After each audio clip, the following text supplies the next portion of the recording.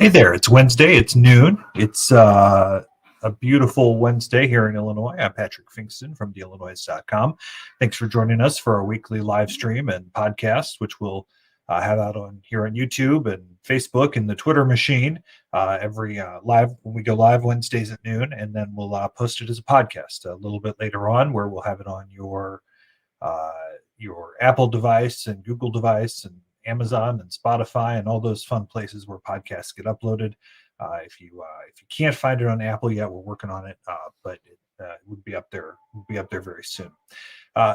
Thanks so much for taking time. We've had a busy week already, and it's just Wednesday at noon, so we're halfway through. But we put out a poll yesterday that is causing a few ripples, especially among angry Republicans who are not happy with me and the Republican-owned firm that actually put the poll together, that's showing Democrats leading in nearly every race statewide. We'll get to that in just a second. Coming up, though, we'll talk to State Senator Scott Bennett. He's a Democrat from Champaign. He'll join us to talk about not only his reactions to our statewide numbers and the issues that are on the minds of voters, but also some of the things that are facing Springfield right now, and the fact that the Democrats are having a hard time finding the votes that they need for things like abortion or gun bills that the left wants them to pass. So we'll talk to Senator Bennett here in just a few minutes, and then we'll also talk to Eric Zorn, who is a longtime former writer for the Chicago Tribune. He left there last year and launched his own newsletter, similar to what we do at the Illinoize. He calls it the Picayune Sentinel, which has a neat name dating back to something his dad used to do before we had these fun digital newsletters. So we'll talk to Eric here in a minute. But I figure I'll pop up this poll for you really quickly and see if this shows up correctly. Yep. And so we have new polling. This was released yesterday. It was done by Victory Geek, which is kind of a subsidiary of Core Services, which is Republican owned, based in the suburbs. It does a lot of electronic stuff with the way that they poll. It's a little bit of a traditional poll. It was 90% landlines, 10% cell phones, 19% in the city of Chicago, 44% in the suburbs, 37% in the rest of the state.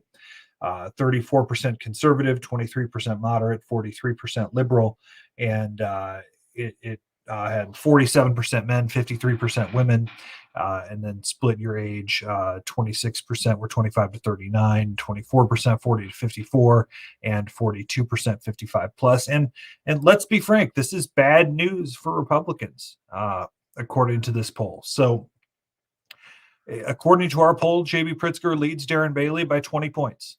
And that's a huge lead at this point. And the fact that there were only 6% undecided really tells you that that's got to be a concern for Bailey's people. They, of course, their communications guy tried to diminish and criticize and debunk these numbers to me last night, and somehow are trying to get me to apparently withdraw them or something like that. I don't even know what they're thinking at that point, but we're pretty confident in what the numbers show. Even if it's not a perfect to the 10th of a percentage number, I think it's pretty clear that the J.B. Pritzker and these other Democrats are leading statewide at the end of August. Whether the Bailey camp or the Demmer camp or others don't want to believe that. So we're showing Pritzker up by 20. We're showing Tammy Duckworth up by 24, 59-35 over Kathy Salvi. Kathy Salvi's numbers were surprising with how few people know who she is, especially downstate, where she would hope that she is doing better. And then in the race for Secretary of State, this is the one Republicans thought they may have had the best shot at winning, and maybe they still do. Alexi Janulius leads Dan Brady by 22, and in the race for treasurer, Mike Frericks leads Tom Demmer by 24 points. Frericks, of course, is the only downstater on the Republic or on the Democratic ticket. He's from Champaign, and Demarest, of course, from Dixon. Top issues facing voters this fall: guns are 16%, economy is 14%, abortion 12%, crime 10%, or 11%, taxes 10%, inflation 10%. If you want to combine the economy and inflation, it's 24%, which would make it the number one issue. Though we kind of looked at it as the economy is keeping your job, and the inflation is more of cost of living and those issues that are facing people. So just a quick rundown of our poll. We've got all of the numbers broken down on the Illinoize.com. We've got all of our updated slides and crosstabs and all that stuff up on our social media channels today too. So we are pleased this afternoon to welcome our friend Senator Scott Bennett to the live stream and the podcast. He's a Democrat from Champaign, and he has been he's in an interesting spot as his party has kind of moved left a little bit, Senator, and you and I are similar in our backgrounds. We grew up in the counties next to each other. We're not far apart in age. We're both kind of farm boys from that Indiana Illinois state line, and so it's interesting that you're kind of a rural, even though you live and represent Champaign now, kind of a rural farm kid who is maybe more on the moderate scale than some of your city and suburban brethren. We've talked about this in the past. How hard is it for you, as someone who I think can be considered a moderate, to fit in the hardcore progressive and hardcore conservative land that we're living in right now? Well, I think just the polarizing place of politics nationally and here in Illinois make it difficult for those in the moderate side, I think, of either political party. In my particular district, I have a college community, college town, Champaign-Urbana. That's where I live. Definitely their politics tend to skew to the left, but the rest of the district, including the entire state rep district represented by Mike Marin, which includes Danville and a lot of rural communities, are incredibly conservative and moving to that direction. So it is difficult. I think generally, those that go into politics that expect 100% approval of anything they do will soon be disillusioned of that possibility. But what I have found is that generally accessibility is the key to making sure that people feel heard. That if you get out and you're everywhere in your district and you're at a lot of events and you have a lot of town halls, and when they'll read on social media or something that you voted a certain way and that's showing your values are X. If you just give them a chance to ask you directly about what's that bill actually do, and you can come back with some facts on some of those things that they can actually check out. I usually try to put links up and things like that, because I think generally people don't take what politicians say at 100% acceptance value. What makes you say that? Yeah, I mean, just how many examples do we have time for? But yeah, but generally it is the hey, here are some facts. Now here's the kicker. What facts should I put up there? Just in the last week, I was kind of going back and forth on social media about, I believe it was the repayment of the college debt. And so I was trying to talk about costs for different federal expenditures. And so I would try to find online some links to put up there. But if I were to put, Brookings Institute numbers, those are going to be discounted right away, right, by the right. And if I put, the Heritage Foundation numbers, obviously, the same problem on the other side of the spectrum. So, I mean, that's part of it now, is how do you even have a dialogue or a debate in either a state like Illinois or a district like mine, where you can't even agree on a source to just give us, well, what did it cost when we forgave PPP loans, or when we did the 2017 tax reform bill? If I can't tell you a cost on that, and we can't agree on a source that would tell us an objective financial cost to a big federal bill like that, it makes it very, very hard to have a civil discussion about it.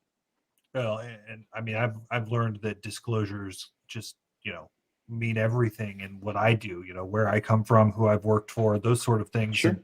And I still get discounted as, a Republican thinks I'm a Democrat, or a Democrat thinks I'm a Republican, and it's like, you guys, first, I tell you who I've worked for, I tell you where I stand on issues. So really, even when you try and tell them what the facts are, it doesn't seem to matter. So That's true. it's not just a political issue. I think it's just a societal mistrust of others, which is way bigger than you and I can get into this afternoon. But before we talk about some issues, I wanted to ask you about the poll that we put out that showed statewide Democrats in really great shape heading into the fall. And our poll was done by a Republican leaning firm. It even oversampled downstate a little bit, especially in our first version of the poll. This is not a poll that's Democrat skewing. It's not Anzalona List that's doing it. It's a poll that I think gives us a pretty good indication that Democrats are winning right now. It may not be that way in 2 months, but they are right now. What was your take on those numbers?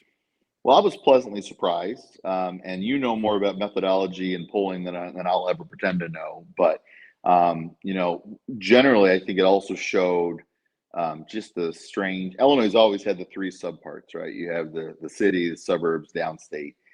It's interesting to see kind of how the suburbs and downstate on a partisan trend tend to be switching. At least that's what we would suggest. The concern I have, I don't doubt a lot of them. I think most of my colleagues that are in the northern third of the state feel very confident about our statewide office holders as well as their own legislative races. I think those of us that are downstate recognize that our races will be closer. For example, and that's what the polls show too, of course, is the part of the state that is going to vote for Darren Bailey or those that kind of are his end of the party tend to live in the bottom 2/3 geographically of the state. And so that doesn't surprise me. The concern I do have for it, though, is that you're going to see a complacency in 2022 from Democratic middle of the road voters, much like you saw in 2016. What we saw in 2016 in Champaign-Urbana, for example, we held several events for Hillary Clinton, for example, phone banking, get out the vote, all those type of things in Champaign-Urbana. And you think, well, this would be something you'll have a lot of interest in. And we did. We had a lot of people that called and said, yep, put me down, I'll be there. And then on, the night before the election, a couple nights before that, there were a lot of empty cell phones sitting on tables because people didn't show. And what I attribute that to was in their little echo chambers, Donald Trump had zero chance to get elected. And so they had other things to do. They had to get their kids ready for, it's November, so they had to get their kids ready for school the next day or sports or whatever was going on. And they thought, well, it doesn't matter what I do for 3 hours tonight if I'm out, doing get up the vote calls or whatever. And you take that over, that's one little college town in central Illinois that was going to go Hillary either way. So, you take that across the country and you saw how that complacency really played into it. Contrast that with 2008, when I had corporate lawyer friends from law school that were knocking doors in Indiana, very hostile territory, but they felt so strongly, even though the polls were pretty generous for Obama heading into the 2008 election, but they felt so strongly about what they were doing. They were out in some very difficult areas, knocking doors, doing the GOTV. And so I think there's a cautionary tale there for the Democrats. When you see those polls, as you said, we are 2 months out from the election. Great. We're just, there's a lot of negative Trump news on certain news outlets, depending on what you listen to or watch. And I think that is having a certain tamping effect on Republicans across the board. What I have seen is every time there seems to be a big anti-Donald Trump story involving Justice Department, for example, in the last month. The first one, they had the search warrant. You saw a lot of pushback from a broad spectrum across the Republican Party. And then with each kind of rollout that comes from that, well, now we think there's some moving around of documents, or now we, here we're going to release the warrant. There is still pushback, but it's not as broad as the initial one. And so I do think there's a certain perhaps Trump fatigue that we're seeing. Again, that's based on my own echo chamber in central Illinois, but it does seem that there is an element of, well, if you tied your party to one person and that person suggests some serious flaws, then what do you have left? We have not, the Republican Party has not done as much in this year to talk about their policy differences, but this primary was about who stands in best lockstep with former President Trump. All right, but if that's your entire identity, and it turns out that isn't a great place to be, I don't know how you're going to get to those persuasive or persuadable voters in the suburbs in the city that may go either way. So how does a Democrat who is clearly not a Trump guy, but you're from Gibson City, I'm from Crescent City, Sure. you live in Champaign, you represent Rantoul, you represent Royal, Gifford, Flatville, and a ton of your point, a ton of Vermilion County. How do you have a real conversation with someone who so vehemently disagrees with your view on maybe the world in general, but specifically on those political issues and those political people? I think you got to keep it fact focused, right? If you are talking about a policy, for example, and so let's talk the news this week with the forgiveness of student debt, right? If you are talking to someone that completely disagrees and thinks it's socialism and thinks it's shifting money around to people who made what they consider bad or irresponsible financial decisions, what I found somewhat persuasive is to say, I understand where you're coming from, because I also went to school. You can tell by my age, and I assume I'm older than you, though you were generous in the intro. College was pretty cheap when I was in school. You could go into an in-state school and work your way largely through it. But there are a lot of statistics that suggest now that those same people that are trying to make those decisions come out with an eye-popping amount of debt. If you talk about it in those terms and don't jump right to, well, you must be selfish, you must be elitist, you must be, and that is the snarky kind of tone, I think, of politics now, and Trump's a great example of that. I've seen all over my social media, there's a lot, just like the Republicans love to show Biden doing embarrassing things and make him look ridiculous in certain things. And so the Democrats enjoyed that during the Trump years. Tell me how that persuades anybody to leave what they were doing. It doesn't. And instead, it's the own the other side mentality. It's that cable news, we're going to be a jerk to the other guy's mentality. That's exactly right. But what that does is make that other side dig in, and either they have to acknowledge I was some kind of fool to like this candidate, but you're just not going to get. I thought, I was watching the January 6th hearings, and I thought I think it was Representative Cheney. One thing I thought that she did really well was, instead of attacking the individuals that went to the Capitol directly, instead of saying, they were violent or they were misguided or whatever term you could use, she said they were exploited. They had patriotism, they had strong feelings about this, and President Trump exploited those feelings of their patriotism to send them in to do, illegal things. I thought that was a very interesting way to look at it, and not one I was looking for. But if you're trying to talk to the very people that sided with the people that went into the Capitol on January 6th, that's where they're coming from, right? They see it as that way. It's not. They don't think that they're fascists or that they're trying to keep Trump in power by whatever means necessary. They think that an election was not conducted in the right way. So you have to, I think, at least acknowledge their point, and then say, well, here are the facts. I mean, here's what it would take to pull off a massive conspiracy to rig the voting apparatus in this many electoral states. And oh, by the way, the election officials in those states were not Antifa. They were often Republican elected Republicans. Yeah. So, I mean, I think if you can address that in that way, I think there is a rationality in everybody that they want to try to find those things. But you're exactly right in that half the time when you're having that discussion, they haven't heard the facts you're saying, because their news sources aren't reporting those things. And so you, one, better have some sources, and you better not, end with, and if Democrats are gonna jump all over their sources and say, well, these are clearly Russian bots, you can't trust this source. We have to recognize that I also can't give you a George Soros portfolio and say, can't you see the truth is here? That's not going to get anywhere with you. So I think generally it's just recognizing people's humanity and not insulting right from the get-go. All the people we talked about, in Crescent City or Gibson City, depending on, a lot of their political views seem to have changed in the last 5-10 years. And I've questioned a lot, like, were these the people I grew up with? That's the sales, especially after January 6th and certain other times. But I think a lot of it is just that people feel like they're not being heard. And if there's a certain extreme wing of wherever, right? Say it's in the rural areas, it tends to be the extreme wing of the Republican Party is saying, hey, we've been pushed around a long time and now we're going to, get what's ours.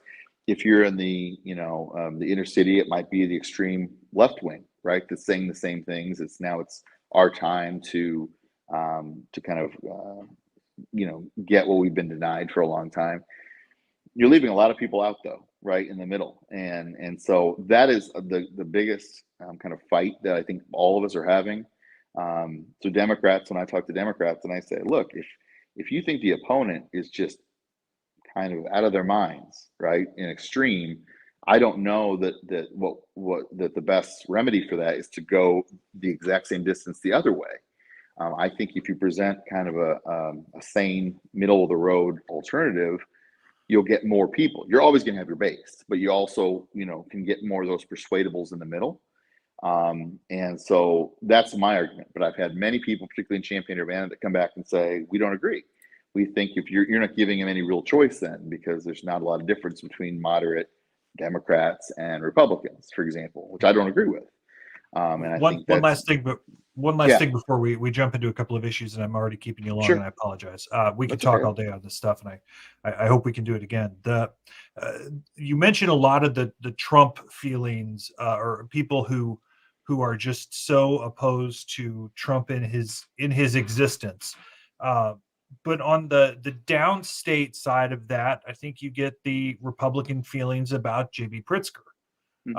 And I'm not saying Champaign hat here, because Champaign-Urbana and the rest of your district is a lot different in that regard. It is. But I had a Republican legislator the other day tell me J.B. Pritzker is disinterested in downstate, doesn't care about downstate. He has clearly done a little bit on his own, I think, to be antagonistic in some of those instances.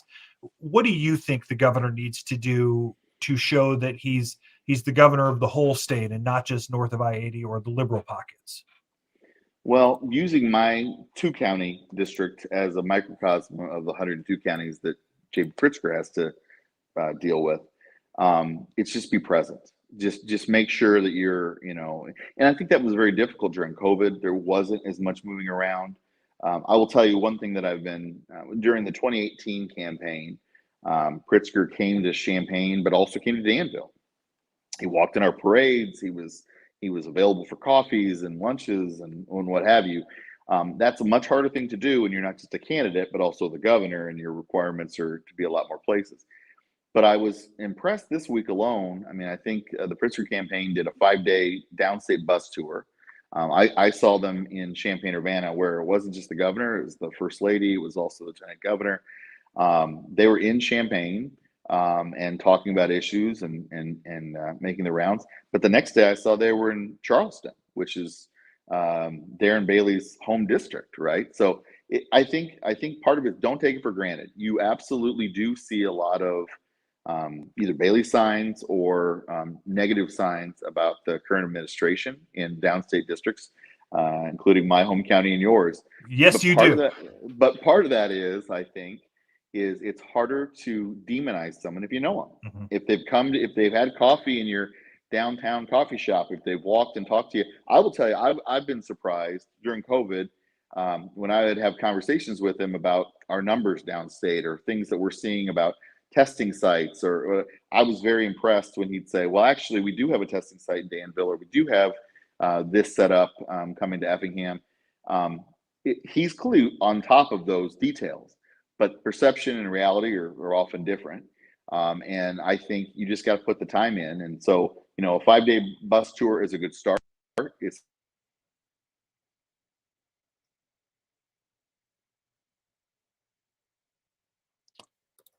Might have lost the senator. no, There he I'm is. here. I'm Okay, sorry. got him back. All right. I apologize. But it's a start, but we've got 80 days left until the election.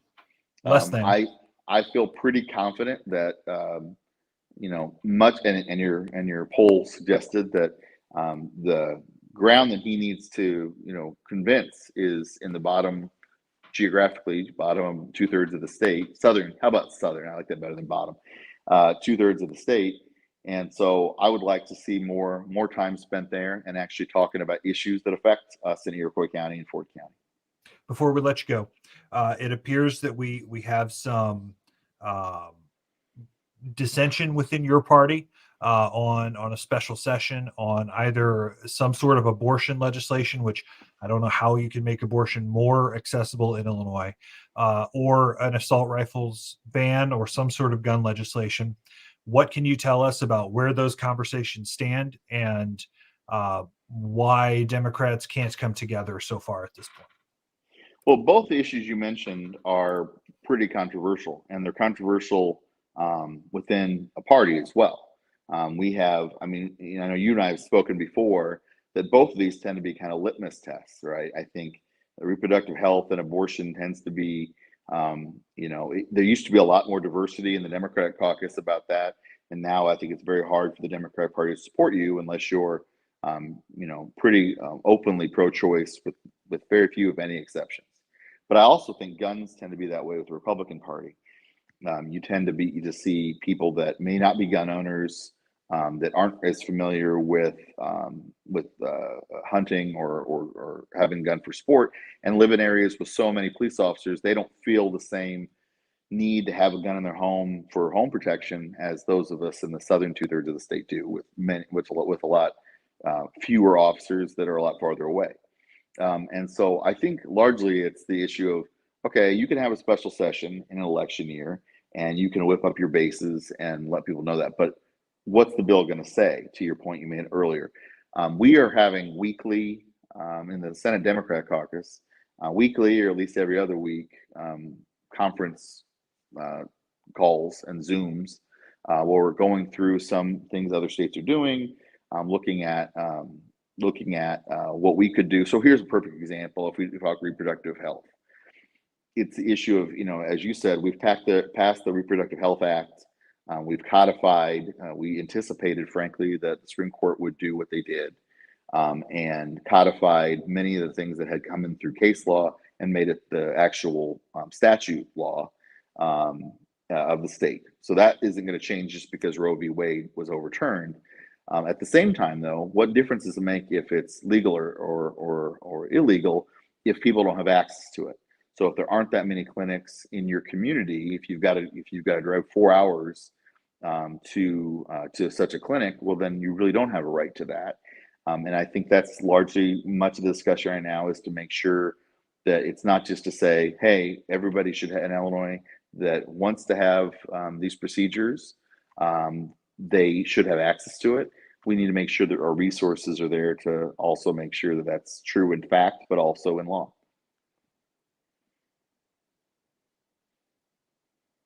We'll have to leave it at that. Senator Scott Bennett, thanks so much for the time. Pleasure as always. Even though he and I fall on different ends of the political spectrum on a lot of issues, he and I get along great. That's how it works in the real world. And I think sometimes our politics are a little too tribal, where just because you may have a different letter next to your name means that the other guy is a bad guy. I can say for sure Scott Bennett's not a bad guy. So I feel the same about you, Patrick. Thank you. Thanks, Senator. Take care. Poll that we talked about earlier in the race, earlier in the show, and the other issues in the race for governor with our friend Eric Zorn, longtime writer for the Chicago Tribune, who now has joined us in newsletter land. The lovely fantastical place that it is. Eric, what's your newsletter? How can people find it? My newsletter is called the Picayune Sentinel, and you can find it. You can Google me, or you can Google Picayune Sentinel, and it's free on Thursdays. And I have a subscriber program if people want to support the endeavor. But I've been doing it for just about a year. I'm having my 1-year anniversary next month, and I started doing it a few months after I left the Tribune in June of 2021. So, and it's been a great experience. And I know that you have the same feeling about Substack, which is that it gives you a lot of freedom to write at whatever length you want to write, and to cover a bunch of stuff or one thing, and not have somebody looking over your shoulder saying, oh, you did that already, or that's too long, or that's too short. You can be your own editor. Sometimes that's usually a plus. Sometimes it's you need somebody looking over your shoulder. But I can be a little wordy at times, but well, and I appreciate that, and we'll put a link in the description as well for folks. Thanks. Let's pop this poll on the screen for those watching on our stream, and our poll that we released yesterday for the race for governor. J.B. Pritzker leading Darren Bailey by 18 points. It is a landslide throughout, but let's start on the race for governor. I don't think there's anybody out there that thinks that Darren Bailey is in a position to compete today. But is this worse than you thought it would be? It is worse. And I was looking at some of the other bits of information about this poll when you sent it over to me. This poll skews older voters. It only has 19% of respondents in Cook County. And to me, that suggests that it's probably even worse for Darren Bailey than this grotesque number suggests. That if he's not getting older voters, downstate voters in any greater number than this, I think he's in extreme trouble. I never thought he was going to win, but this may be a historic landslide, which is going to, I think, be sort of soul crushing to the Republican Party. The upside, as far as I'm concerned, is that, and this is the same sort of result we're seeing here in the Duckworth-Salvey race. Perhaps this will signal a little bit of the end of Trumpism, that maybe the Republican Party will get back to its Illinois roots, which I consider to be, the Jim Edgar, Jim Thompson, George Ryan, even Bruce Rauner style of Republican who is able to win statewide elections. It doesn't look to me like there are any elections in your poll that are shaping up at all well for statewide offices for the Republicans. You did not poll, I don't think, on the Supreme Court races, did you? No. So this was a straight statewide poll. So we did not break it down into the 2 Supreme Court districts, though I do intend to get into that later in the cycle. So we'll get into those couple of races. But you mentioned that this is bad for Republicans across the board. We mentioned that Tammy Duckworth leads Kathy Salvey by 23 points, and Salvey's just a complete unknown, even downstate, where you would think a Republican U.S. Senate candidate is relatively well known. Maybe the race Republicans thought they had the best shot at winning was Dan Brady, or maybe still is Dan Brady, and Alexi Giannoulias. Giannoulias leads big there, 55-37. And then there's the race for treasurer, where Mike Frericks leads Tom Demmer by 21. Demmer's a well-known legislator who actually can raise a little money, which none of the other Republicans in that race seem to have, that have on the ballot statewide, seem to have been able to do thus far. Is this Bailey? I almost said Brady. It's like we've got 2010 flashbacks. Is this Bailey dragging down Republicans in your mind, Eric? I don't know. I think so. I think that Bailey will drag down Republicans because he has run such a bad campaign, seems so erratic. And if anything is going to inspire people to come out in the midterm, it's going to be either a close U.S. congressional race, and I don't think we have too many of those statewide, or it's going to be a nice, interesting governor's race. I don't think you're going to get people saying, well, I got to get out and vote for Demmer. I don't think people are fired up to do that. And so it may just be Bailey at the top is going to depress Republican turnout throughout the state. I don't even know what would explain these numbers, except looking again at your poll, seeing that the number one issue in the minds of voters whom you polled, guns, is number one, and then the economy, and then abortion. Certainly, guns and abortion are going to be issues where, if you're excited about it, you're probably, well, I don't know. I don't want to generalize. I'm not sure, but that to me suggests more of a Democratic influence there, that abortion has maybe activated some Democratic voters who might otherwise be sitting things out. And guns, of course, with Highland Park and everything. Yeah. And we didn't specify, pro-gun, anti-gun, or gun reform, or pro-life, pro-choice, because it's a matter of the intensity of the issue. But you can tell by the numbers of who's winning these races that clearly it's left leaning on those two issues. Well, yeah, and another thing that jumps out at me is COVID is 2%, right? And Bailey is basically running, animated by what he considers to be J.B. Pritzker's mishandling of COVID. He's too much of a shutdown and all that other, all the other complaints that he raised about masks, and that was Bailey's issue. He was the guy who got frog marched out of the General Assembly for not wearing a mask. And so when COVID is top of mind for only 2% of voters, that doesn't bode well for Bailey either.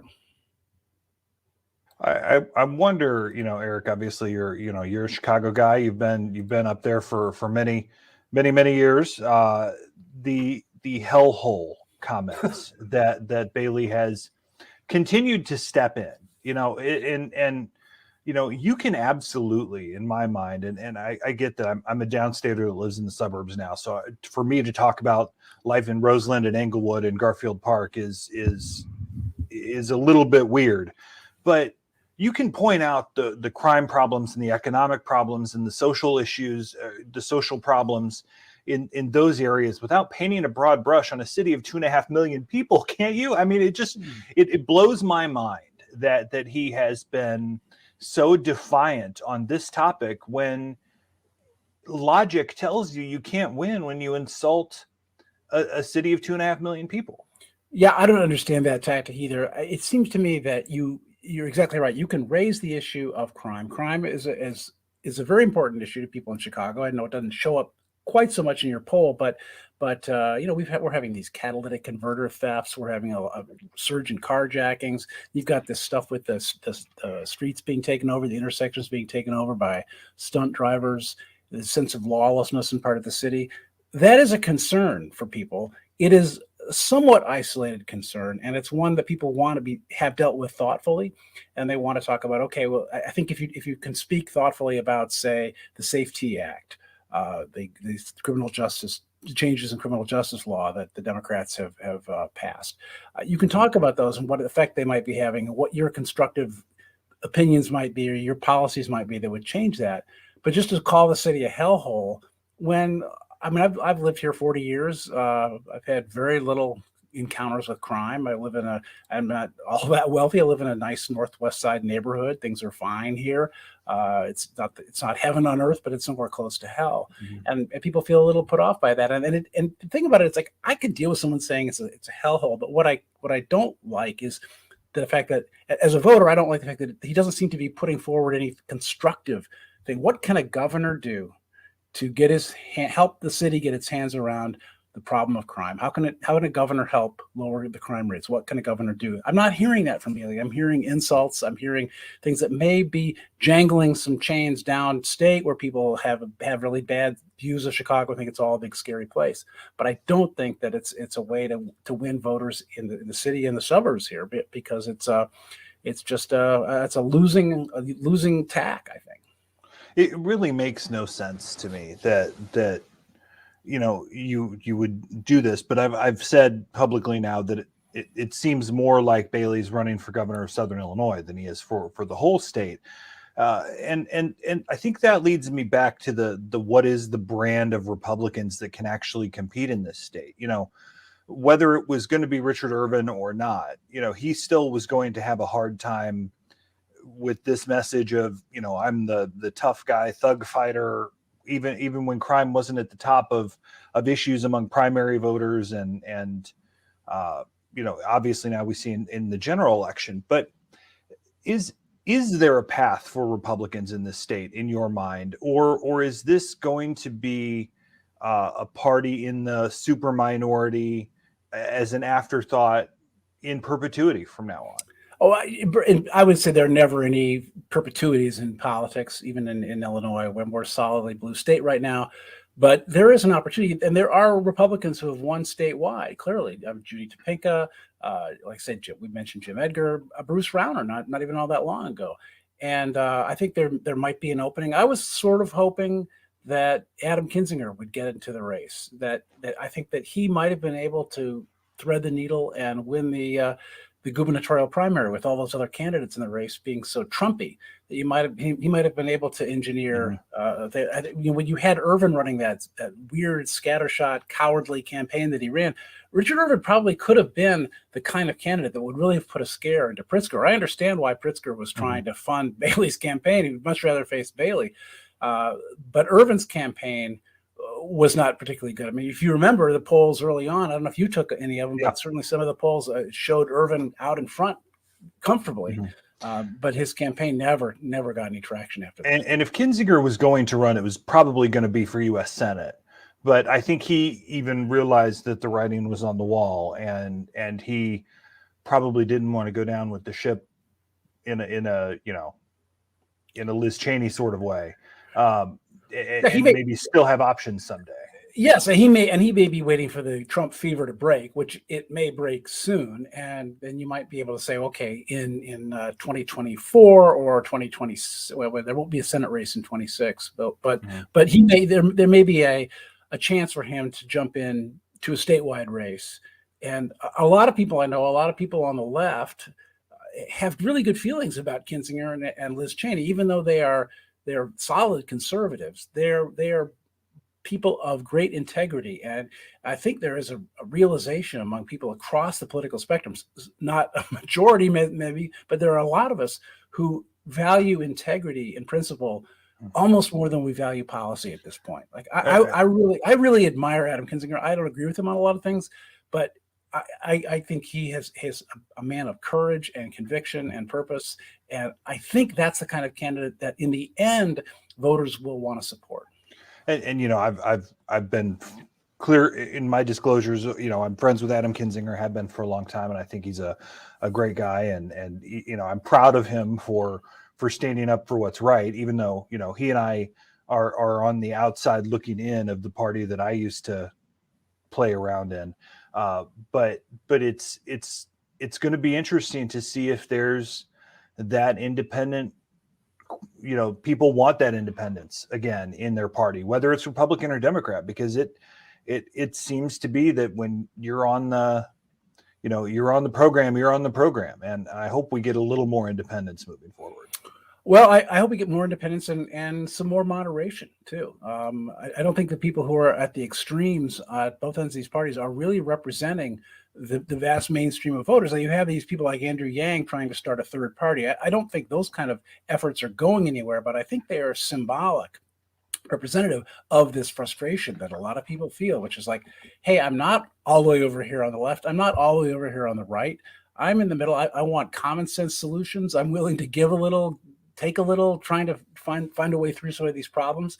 Those are the kind of politicians that ultimately will get my vote, certainly, and probably yours too, where I'm not necessarily looking at what jersey they're wearing, but I'm looking at what kind of character they have, what kind of principles they have, and if I feel like their hearts are in the right place.